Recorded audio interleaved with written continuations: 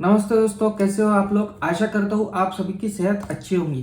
तो दोस्तों चलिए शुरू करते हैं हमारा आज का डिस्कशन एक और बैच फ्लावर मेडिसिन के बारे में, जिसका नाम है व्हाइट चेस्टनट। मैं डॉक्टर विपुल भट्टर आप सभी का स्वागत करता हूँ आपकी पसंदीदा होम्योपैथिक यूट्यूब चैनल पे।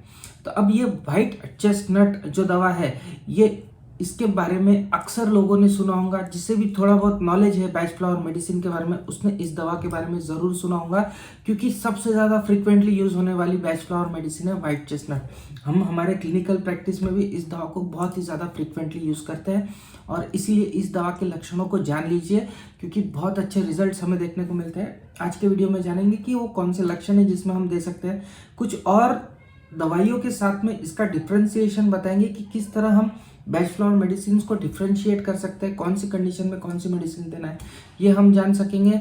और साथ ही साथ कौन से फिजिकल सिम्टम्स है या फिजिकल बीमारियां है जिसमें व्हाइट चेस्टनट कारगर हो सकती है, इनके बारे में भी जानेंगे। तो वीडियो अंत तक देखना ना भूलिएगा। तो चलिए शुरू करते हैं।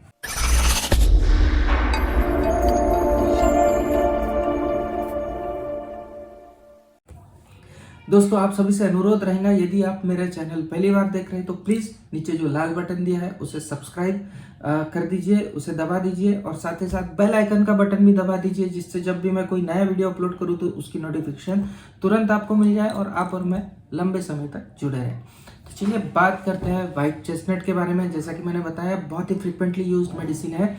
अब क्या होता है व्हाइट चेस्टनट के अंदर, पुराने या गैर जरूरी ख्याल यदि पेशेंट के मन में आ जाते हैं, रोगी के मन में आ जाते हैं, और रोगी 100 प्रयास कर लेता है कि ये फालतू के विचार है, ये मेरे मन में क्यों आ रहे हैं, इसका मुझे कोई यूज नहीं है, फिर भी वो उन ख्यालों से यदि पीछा ना छुड़ा पाए तो व्हाइट चेस्टनट उसकी दवा हो सकती है।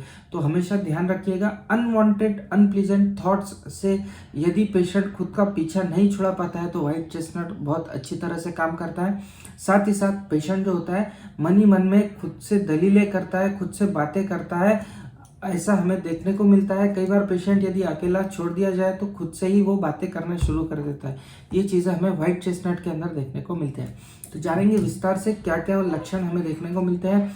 सबसे पहले जान लेते हैं कि वो कौन से कीवर्ड्स है जिसके ऊपर हम ये दवा दे सकते हैं। तो सबसे पहले रिपीटेशन ऑफ अनवांटेड थॉट्स, जो विचार नहीं चाहिए वही विचार बार बार मन में घूम रहे हैं। और दूसरा है मेंटल आर्ग्यूमेंट, उन विचारों के साथ में खुद का आर्ग्यूमेंट पेशेंट करते रहता है। तो ये दो कीवर्ड्स हमें व्हाइट चेस्टनट के अंदर देखने को मिलते हैं।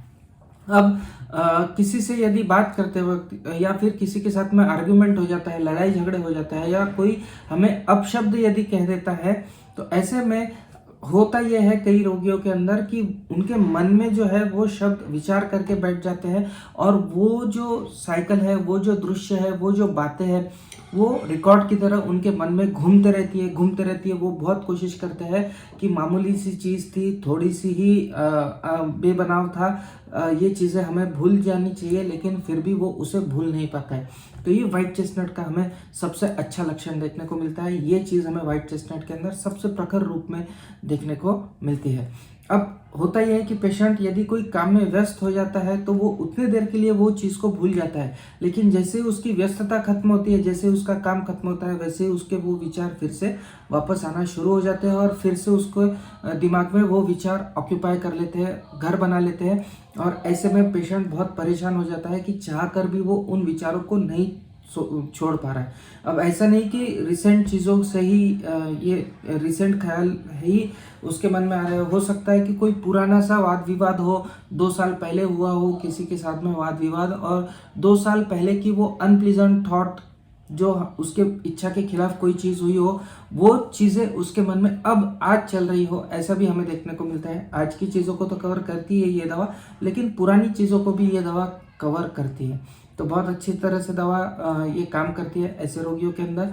साथ ही साथ स्टेफिस एग्रिया के अंदर भी हमें कई बार देखने को मिलता है कि कोई लो क्लास वाला आदमी यदि हाई क्लास वाले आदमी को डांट देता है, जैसे सॉफ्टवेयर इंजीनियर है, किसी कंपनी में काम कर रहा है और उसको चौकीदार के साथ में बहस हो जाती है, चौकीदार कुछ कह देता है, तो स्टेफिस एग्रिया अक्सर ऐसे पेशेंट के अंदर काम करती है। साथ में आपको ध्यान में रखना है कि यदि वो विचार बहुत ही ज़्यादा प्रमाण में हमें देखने को मिल रहा है तो व्हाइट चेस्टनट साथ में देने से हमें बहुत अच्छे रिजल्ट्स देखने को मिलेंगे। व्हाइट चेस्टनट बहुत अच्छी तरह से ऐसे रोगियों को कवर करती है।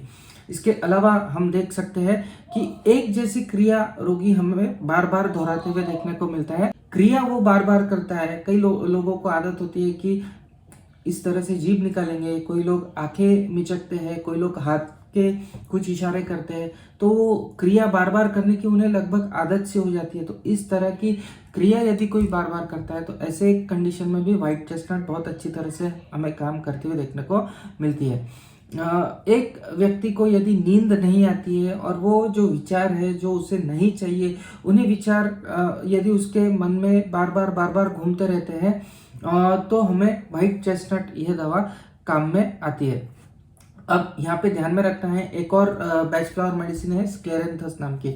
अब एक ही विचार यदि बार बार घूम रहा है और नींद नहीं आ रही है तो व्हाइट चेस्टनट, लेकिन एक से ज्यादा विचार है, 2 या 3 विचार है, कभी ये विचार आ रहा, कभी वो विचार आ रहा, फिर से ये विचार आ रहा, फिर तीसरा विचार आ रहा, इस तरह के अगर भिन्न भिन्न विचार दिमाग में घूम रहे हैं और उस वजह से यदि नींद नहीं आ रही है तो स्क्लेरेंथस ये बैच फ्लावर मेडिसिन आपकी दवा हो सकती है। तो इस तरह से हमें डिफ्रेंशिएट करना होता है। थोड़ा सा मामूली मिहीन सा फर्क होता है, लेकिन यही फर्क आपको एक अच्छा चिकित्सक बनाता है। ये फर्क जान लेना आपको एक अच्छा चिकित्सक बनाता है। तो ये चीज़ें आपको ध्यान में रखना ज़रूरी होता है।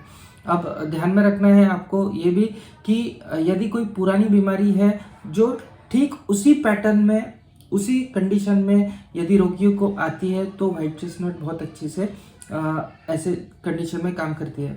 मसलन एक उदाहरण देता हूँ कि मेरे पास में एक पेशेंट है जिसे ठंडा पानी पीने के बाद में गले में खराश होती थी, और खराश भी इस तरह से होती थी कि पहले शुरुआत राइट साइड में होती थी, फिर लेफ्ट साइड में होती थी, और फिर पूरा गला सूज जाता था और फिर बोलने में निगलने में तकलीफ होती थी।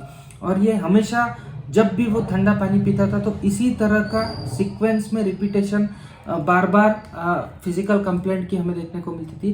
तो इस तरह से अगर रिपीटेड फिजिकल कंप्लेंट किसी के अंदर देखने को मिलती है तो व्हाइट चेस्टनट बहुत अच्छी तरह से काम करती है। उस पेशेंट को व्हाइट चेस्टनट दिया था तो उसका गले की खराश भी कम हो गई थी और ठंडा पानी उसके बाद में वो पी पा रहा था, उसकी जो इम्यूनिटी थी वो भी इम्प्रूव हो गई और उसके बाद में तकलीफ नहीं हुई। तो ये चीज़ें हमें व्हाइट चेस्टनट के अंदर देखने को मिलती है।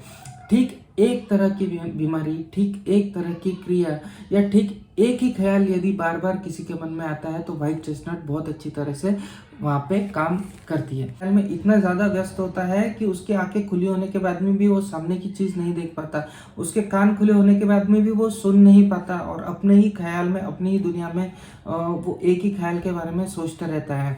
तो क्लीमेटिस नाम की एक और दवा है। क्लीमेटिस के अंदर भी हमें ख्याल देखने को मिलता है और ये क्लीमेटिस और व्हाइट चेस्टनट दोनों ही जो रोगी होते हैं वो दुर्घटना के अक्सर शिकार होते हैं क्योंकि दोनों ही ख्याल के अंदर खोए रहते हैं। लेकिन दोनों के अंदर हमें एक फर्क देखने को मिलता है। क्लीमेटिस का मरीज जो होता है उसके अंदर भविष्य के विचार बहुत ज़्यादा आते हैं। मसलन आज उसने कोई काम चालू किया है तो वो आगे का सोच लेगा कि मैं लखपति बन जाऊंगा, अरबपति बन जाऊंगा, फिर ये करूंगा, फिर वो करूंगा, और उसमें उसके जो दिमाग है पूरी तरह से एंगेज्ड होता है और उस वजह से उसका एक्सीडेंट हमें होता हुआ देखने को मिलता है। लेकिन व्हाइट चेस्टनट की यदि बात करें तो व्हाइट चेस्टनट के अंदर अनवांटेड थॉट होता है, अनप्लीजेंट थॉट होता है। जो विचार उसको नहीं चाहिए वह विचार उसके मन में आते रहता है और ऐसे विचार को वो चाहकर भी पीछा नहीं छुड़ा पाता और ऐसे में वो एंगेज रहता है और ऐसे में उनकी दुर्घटना हो जाती है। तो ये चीज़ें हमें व्हाइट चेस्टनट के अंदर देखने को मिलते हैं। तो आशा करता हूँ आप क्लीमेटिस और व्हाइट चेस्टनट को डिफ्रेंशिएट कर पाओगे।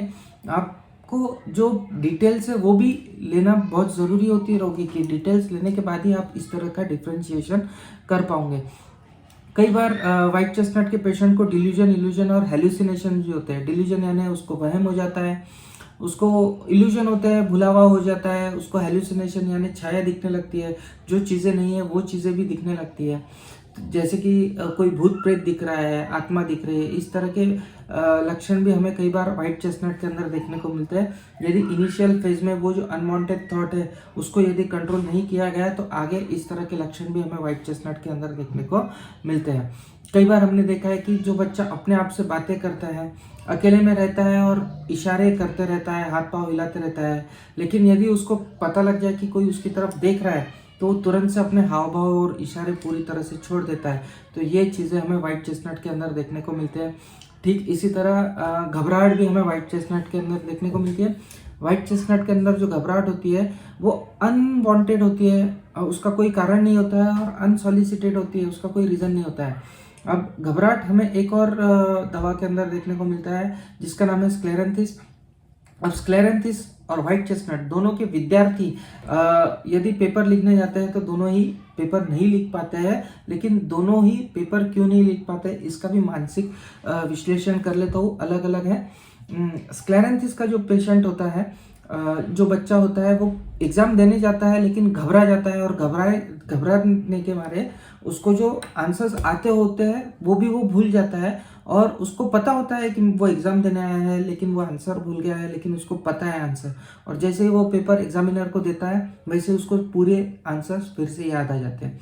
जबकि व्हाइट चेस्टनट के अंदर जो विद्यार्थी होता है वो जब एग्ज़ाम देने जाता है तो वो घबरा जाता है, और फिर घबराने के बारे में उसको ये याद ही नहीं होता है कि वो एग्ज़ाम देने आया है। वो पूरी तरह से ब्लैंक स्लेट की तरह हो जाता है, उसको कुछ चीज़ें याद नहीं आती, कोई भी चीज़ याद नहीं आती है।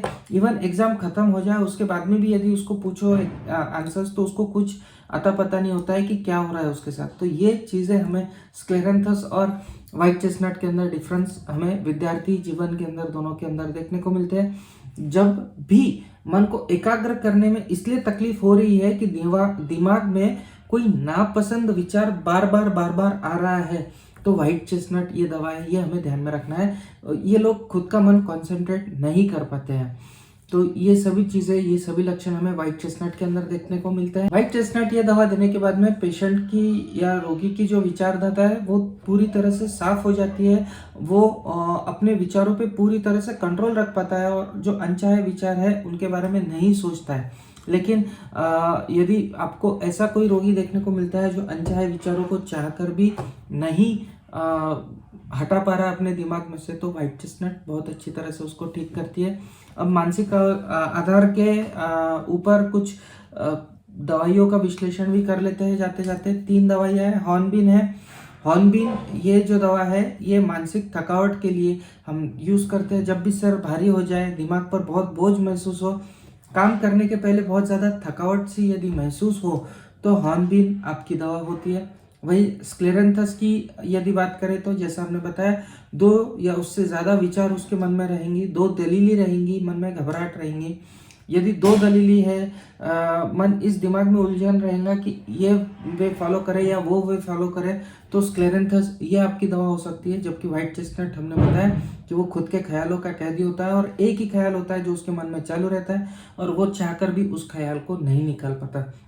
तो ये मेन डिफरेंसेस है जो मानसिक आधारों पे बेस्ट फ्लावर मेडिसिन को डिफ्रेंशिएट करती है।